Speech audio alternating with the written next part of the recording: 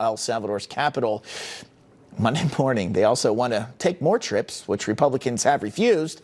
House Republicans refused to allow Democrats to organize official congressional delegations to El Salvador for Kilmar Abrego Garcia. Think about that.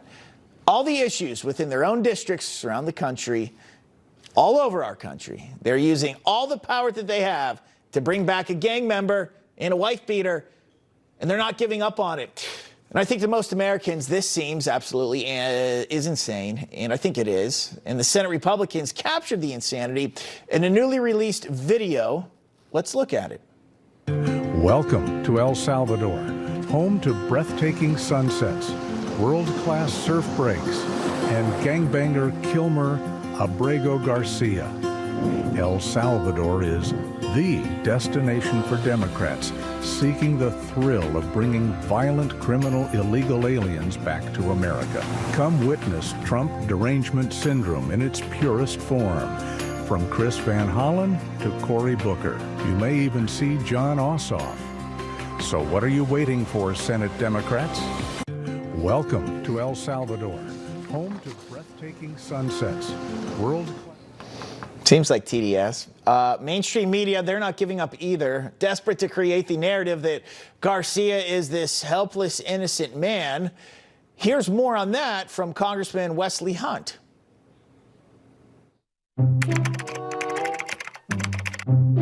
The Maryland man thought to be wrongly deported. Maryland man Kilmar Abrego Garcia. A Maryland man wrongfully deported. A Maryland man who was mistakenly deported. The Maryland man that was detained. The Maryland man mistakenly deported to a prison in El Salvador. They're not even trying to bring back a Maryland man. He's a Maryland man. Maryland man. The Maryland man. Maryland man. Kilmar Abrego Garcia, the Maryland man. The Maryland man. Maryland man. The Maryland man. He's not a Maryland man. He was here illegally and a gang member. There's actually been a study on this, CNN, MSNBC. They have used the words Maryland man in a lie 506 times to conceal his illegal status. I think this is getting comical at this point and crazy. I do believe Democrats are doing irreparable harm to themselves, but they continue to go on with it. So I say that's a good thing if you want to see their numbers continue to go down.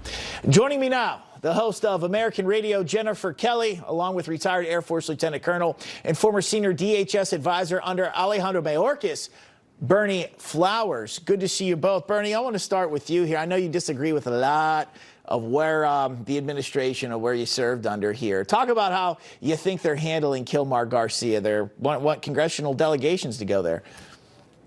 Well, the bottom line is thank you first for having me on.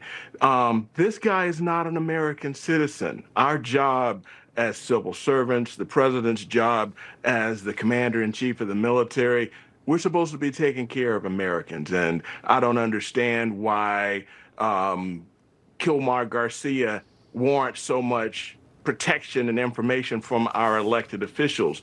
I live in Maryland, and I'm actually embarrassed. My buddies in Texas and North Carolina and South Carolina and all over the country, they're clowning me and our friends because our elected officials don't seem to care about our people. And, you know, people are being killed here. Rachel Moran and the young lady you just mentioned just a few minutes ago, I mean, they were killed by people that were not residents, or better yet, legal citizens of this country. So I find it reprehensible, and I just hope that the American people, specifically the Democratic electorate of Maryland, will see this for what it is. Jennifer, I don't understand this one. You know, I'm done getting all fired up over it. I guess let Democrats do their thing, and you know, their poll numbers are going down over this. A large proportion of America does not think this is the side to be on. You mean you're not enjoying the latest episode of Love After Lockup, the Democrat Party? This is so crazy. It's just all the feels. It has all the markings of a great love affair, a great love story there. Conjugal visit, maybe, who knows? But yeah, look, the polling is not good on this. In Trump's first 100 days, you have about 70% of Americans who were polled on this issue of illegal migrants say they want all illegal immigrants deported, not just the criminals, like the Maryland man here. I think it's Democrats now are not just calling him the Maryland man; they're also calling him a loving husband, even though he beat his wife. They're also now calling him a union member because they want to bring in their left-wing friends in the unions. I mean, it starts getting laughable after too much time. But look. Make no mistake, this is the Willie Horton of the 2026 midterms, Bob. The Democrats actually had a chance to make the midterms about tariffs and the economy and the stock market and people's 401ks, and they have stepped all over themselves. Mark my words, this is Willie Horton 2026 all over again. Let's do this. We have Tim Walz, the governor of Minnesota, his daughter, talking about immigration and deportations, I think, proving just how unhinged they've become on this. Let's play it.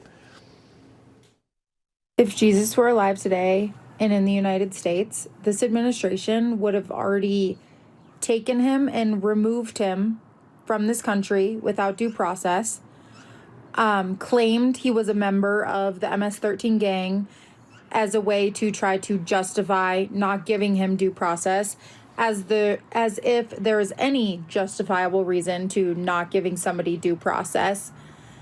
But yeah, some people don't want to talk about that. No, I don't think a lot of people are talking about deporting Jesus if he were here in the United States. Berney, I just think this is just how irrational, how unhinged they have become. I don't expect much from Minnesota, and I don't expect much from Tim Walz. And as far as Jesus is concerned, how dare they bring our Savior into their creative mess? I think that's reprehensible. And it just shows who they really are. Let's leave the religion out of this, and let's protect American citizens. That's what we're supposed to be doing here, and they should be ashamed of themselves. Absolutely ashamed. Jennifer, your take on not protecting American citizens in so many cases, yet, well, they'll go to the ends of the earth to get this MS-13 gang member back. Yeah, I just love the Democrat hypocrisy, right? Every time there's one finger pointed at you, there's four more pointing back at them.